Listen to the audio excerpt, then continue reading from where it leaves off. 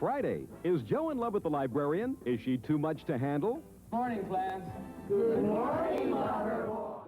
The Waverly Wonders. This show was a 1978 NBC sitcom, notable for being directed by former Jets quarterback Joe Namath, and also starring him.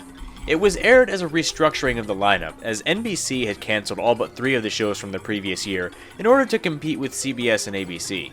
The show was about Joe Namath's character, also named Joe, who is a retired basketball player and not a football player for some reason in this.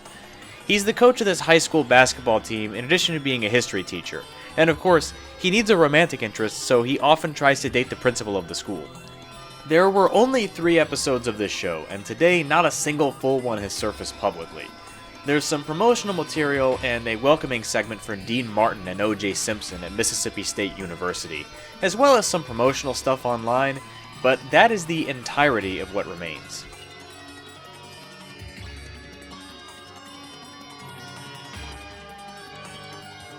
Shooting Star Milkshake Bar. In episode 9 of this series, I talked about Shooting Star Milkshake Bar, which was a song from an episode of Phineas and Ferb. But in that episode, parts of the song were missing to keep the episode from going over the usual length of time. There were ways people found this out. For example, at Disney's Hollywood Studios in Orlando, during the Phineas and Ferb meet and greet event, the song could be heard in the background with additional verses. The instrumental of the song was also unlockable in a flash game on Disney XD's website, and it was longer than the version from the show. Eventually, in March of 2024, the full song with subtitles was uploaded to YouTube by user Charter School Girl. Speed up like you know you're never too far from the meatiest meteor that you'll ever find. In this big old galactic void, you got to shake, shake, shake, shake your asteroid. Shake, shake, shake, shake your asteroid.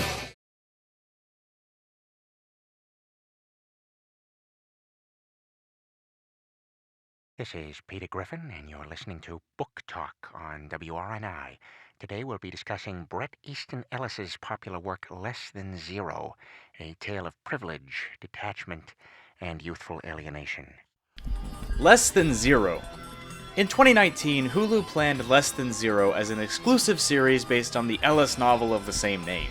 The pilot was completely finished, but in the end wasn't picked up, with Craig Urich saying, "It was a tonally ambitious project, but ultimately it didn't feel like the elements came together." This resulted in a scrubbing of the pilot. Since no network picked up the pilot for a full show, it meant that none of the pilot was ever seen publicly. There have been some pictures of the taping of the pilot that have leaked, but no actual footage has been seen publicly, and it's unlikely to happen.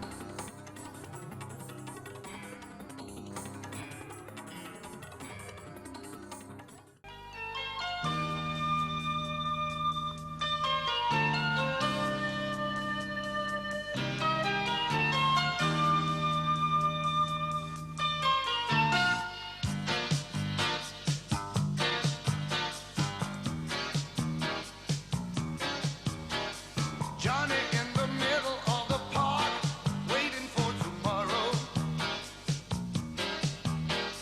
Hasn't got a penny or a mark or a road to follow.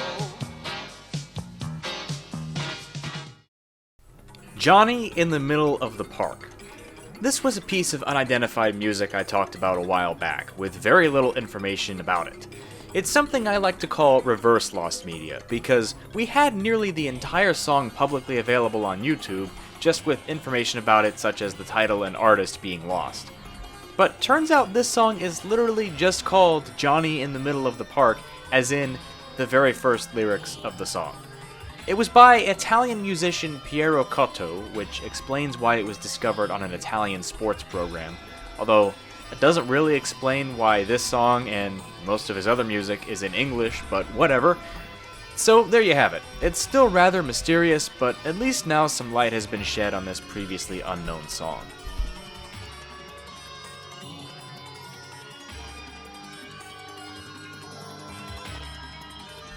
Yu-Gi-Oh! Online.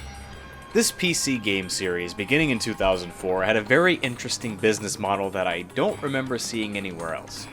Each game itself was free, but every time you lost a match you'd have to pay, though your first 10 matches were free regardless. There were 2 later sequels released in 2006 and 2009 respectively, as well as seemingly countless game updates as new expansions were released. Pretty much, as is the case with a lot of online games, they're now lost due to server closure. While archiving has been done, the 2006 release has had by far the worst preservation, with basically no files being archived, with the other 2 being partially archived.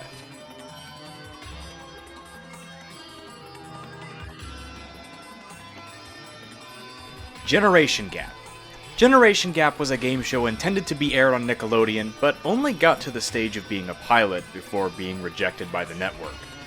To this day, the rules are unknown, but from the title, it can be inferred that it involved kids and possibly their parents as contestants, most likely answering trivia questions. And based on what's shown in one of the few screenshots available, slime was somehow involved, possibly as a penalty for incorrect answers. To this day, the whereabouts of the footage are unknown, with Nickelodeon unlikely to release the pilot themselves, if it's even still in their possession.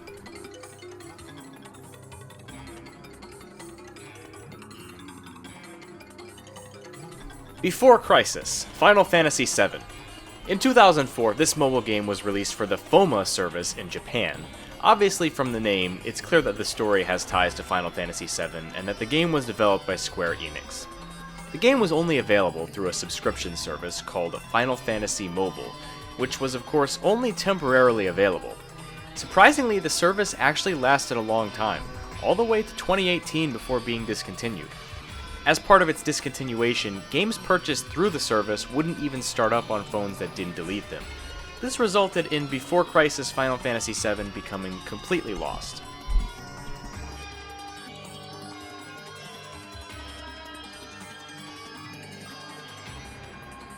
Dead Space 2 Wii port. In 2011, PC, Xbox 360, and PS3 users were able to play a new release, the sequel to the acclaimed 2008 game Dead Space. However, those I just mentioned were not originally the only platforms for which Dead Space 2 was planned, as there was originally a Wii version planned to release as well. This planned Wii release would not have been the first Dead Space game to release for the Wii, as Dead Space Extraction had already been on the console, which was considered a prequel to the original Dead Space. It's believed the EA scrapped the project in favor of others, as the Wii version was cancelled the same year it was planned to release. It's possible that the low sales of Extraction contributed to this, but very little concrete information is known.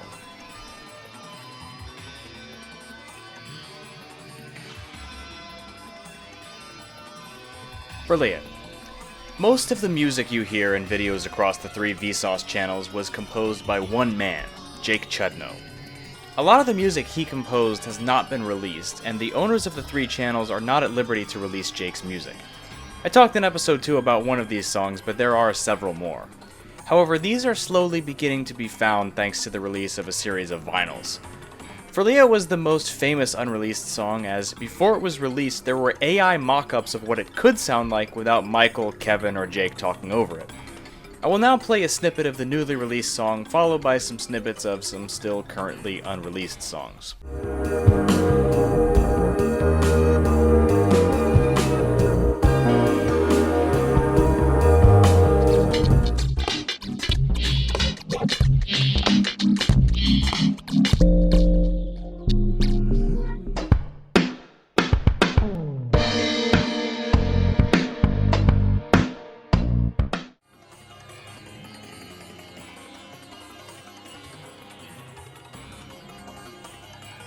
Wild Tangent Games.